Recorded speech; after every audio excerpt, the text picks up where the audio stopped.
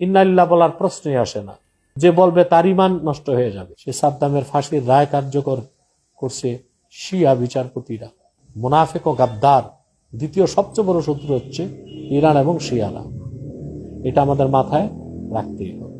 এবং মধ্যপ্রাচ্যে ইরানের এবং কুখ্যাত শিয়াদের ফিতনা নির্মূল হয়ে গেছে।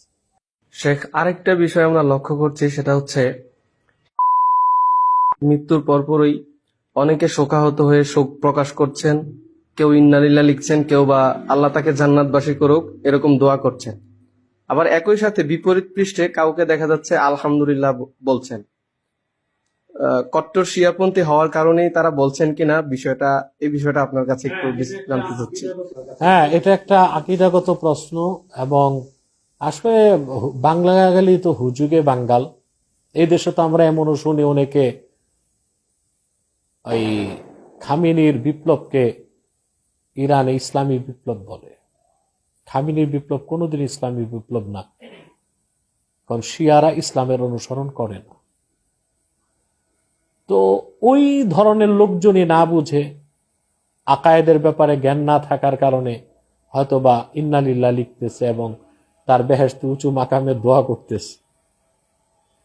আহলুস সুন্নাল জামাত এক মত, আহলুত তাশাইয়ুক কুবরা যারা, তারা কাফের।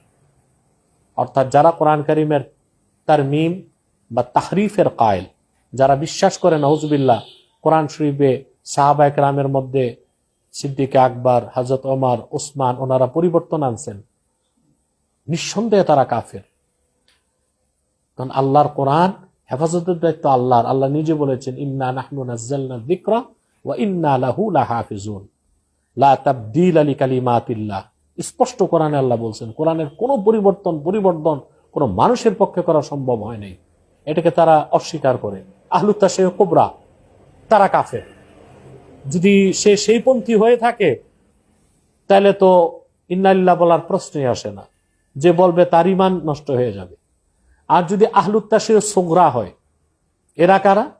এরা হচ্ছে যে তাদের আকীদায় সাহাবায়ে কেরামকে তারা গালিগালাজ করে না, বা কোরআন কারীমের কোন আয়াতে তাদের শক নাই, তারমিম বা তাহরিফের কায়েল না। শুধুমাত্র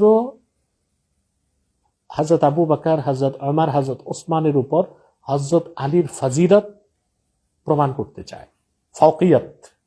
তাদেরকে আমরা বেদাতি বলি, আহলুত তাশাইয়ুক সুগরা। সে যদি সেই পন্থীও হয়ে থাকে তবু ইন্নালিল্লাহ বলার কোনো সুযোগ নেই। এরপর আবার বলা হয়ে থাকে যে প্রেসিডেন্ট সাদ্দাম হোসেন সহ সিরিয়ার যে সকল শিশুদের উপর, নারীদের উপর নির্যাতন, হত্যাযজ্ঞ চালানো হয়েছিল, তার পিছনে ইরানের প্রেসিডেন্ট ছিল। যার কারণে আমরা দেখতে পেয়েছি প্রেসিডেন্ট মৃত্যুর সংবাদ ছড়িয়ে যাওয়ার সঙ্গে সঙ্গেই সিরিয়ার বেশ কিছু অঞ্চলে রাস্তায় মিষ্টি বিতরণ করা হয়েছে।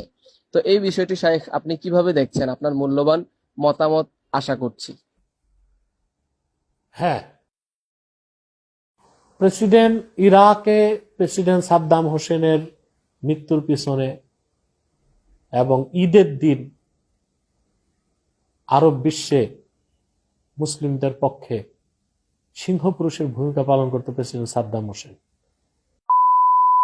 কার্যকর করছে শিয়া বিচারপতিরা। বর্তমানে ইরাক এটা এখন সুন্নিদের হাতে না। সবকিছুর পিছনে রাইসির হাত ছিল।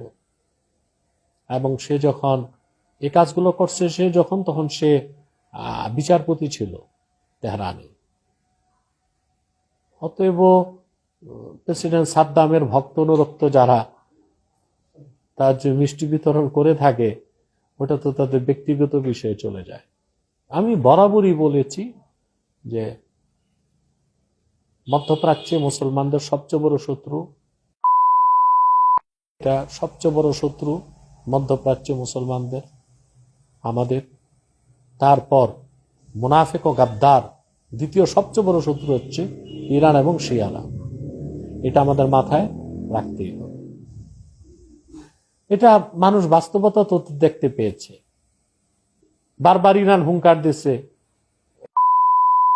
হলে সর্বাত্মক যুদ্ধে জড়াবো, কিন্তু সে সর্বাত্মক যুদ্ধে জড়ায় নাই। দেশে ততক্ষণ হামলা করে নাই যতক্ষণ সে নিজে হামলার শিকার না হয়েছে। যখন দামেস্কে তাদের কনসুলেট ভবনে হামলা করা হয়, তখন সে সরাসরি হামলায় জড়িয়েছে। তাও আমার মনে হয় টেলিফোনে কথাবার্তা বলে সমঝোতার ভিত্তিতে হামলা হয়েছিল। এরপর পক্ষ থেকে হামলা বন্ধ, ইরানের পক্ষ থেকে হামলা বন্ধ, কিন্তু আমাদের তো রক্ত জীবন দিয়েই যাচ্ছে। রাফাতেও তো হামলা হচ্ছে, ইরান সর্বাত্মক যুদ্ধে জড়ায় নেই কেন? এই বিষয়গুলো আমাদের বিবেচনা করতে হবে। আমরা আসলে আল্লাহ মাফ করুক, এই যে হুজুগে বাঙালি, এই কথাটা আসলে আমাদের ক্ষেত্রে মনে হয় প্রযোজ্য হয়। আমরা অনেকটা না বুঝেই আবেগ প্রবণ হয়ে অনেক কথা অনেক সময় বলি, কিন্তু কোন কথার কারণে আমাদের আকীদায় আঘাত আসে, কোন কথার কারণে আমাদের নিজেদের ঈমান নষ্ট হয়ে যায়, ওই দিকটা আমরা মোটেও লক্ষ্য রাখি না। আল্লাহ আমাদেরকে হেদায়েত করুক, হেফাজত করুক। এবং আমরা চাই, আমাদের জীবদ্দশায় আমরা দেখতে চাই বিশ্ব মানচিত্র থেকে মুছে গিয়েছে এবং মধ্যপ্রাচ্যে ইরানের এবং কুখ্যাত শিয়াদের ফিতনা নির্মূল হয়ে গেছে।